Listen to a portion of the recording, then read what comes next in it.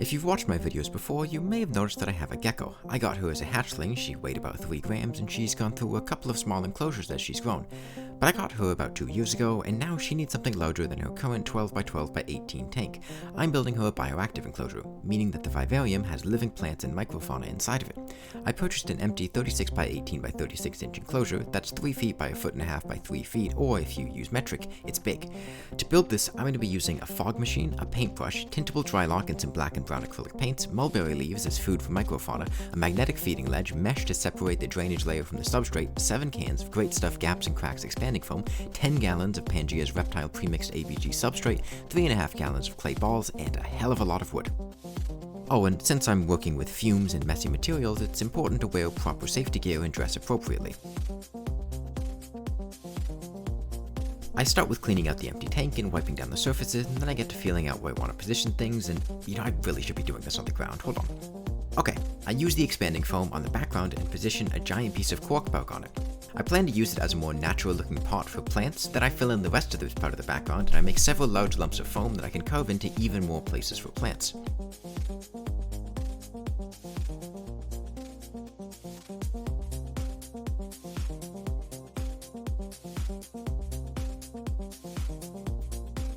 After the foam sets, I turn the tank on its side and start working on a second background. There's a small hole in the vivarium here. I plan to hook up the fog machine to come out of it, so I leave it untouched for now.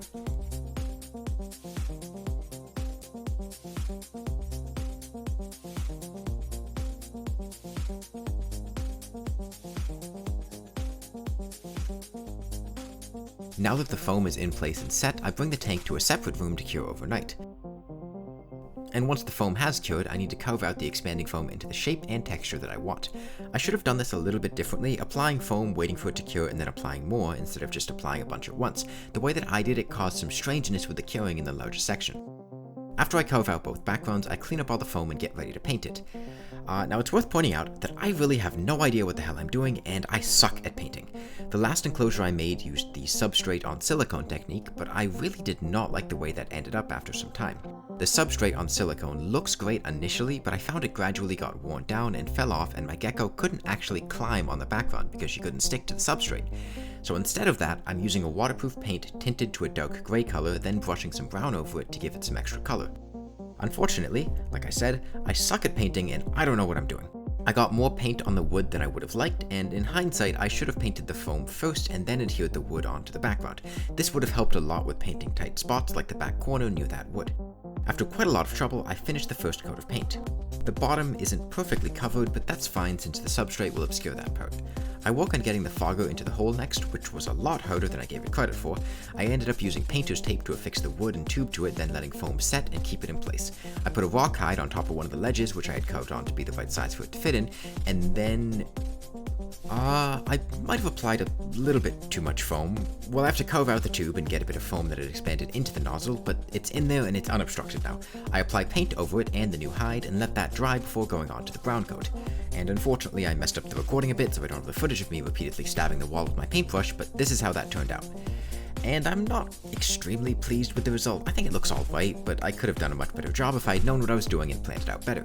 The more important thing is that this is a background that my gecko can actually climb on rather than falling repeatedly due to the substrate. Speaking of substrate, it's time we actually decorate this thing. I start with rinsing off my clay balls and putting them into the bottom of the tank. These are going to act as a drainage layer. Any excess water is going to fall down and get absorbed by the clay, helping to avoid soggy soil and raise the humidity. I do this with all 3 bags and half a bag that I had left over, and then I put the mesh on top of the clay to separate it from the substrate.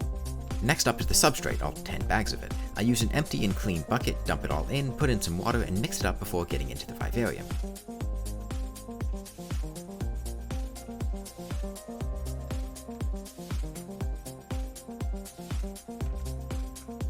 I crunch up and put in some mulberry leaves throughout the substrate, which is just a mixture of coconut coir, peat moss, charcoal, sphagnum moss, and tree fern.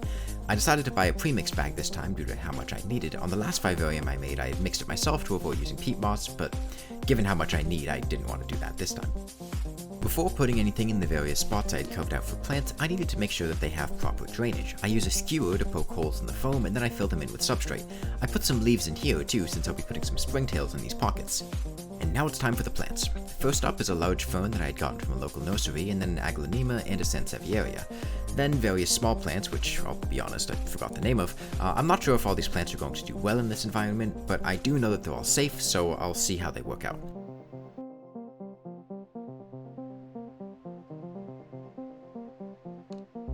I put in some more pieces of wood and then hydrate some live moss and put it near the fern to help keep it humid. I put some sheet moss over parts of the rest of the substrate and then decorate the rest with the last of my mulberry leaves. And now it's done. I bring her over here to the new tank and let her explore a bit, but I don't actually keep her here for too long since it needs to sit for a few weeks first. I haven't actually introduced the microfauna yet. I'll be doing that tomorrow. I'm going to be doing a little more work on the vivarium over the next few weeks, keeping an eye on the plant, introducing the microfauna, and just overall making sure that everything goes well, but let me know what you think of it and how it turned out. I spent quite a lot of money and time making this, but I think it went quite well overall, given that I have, almost no experience with this.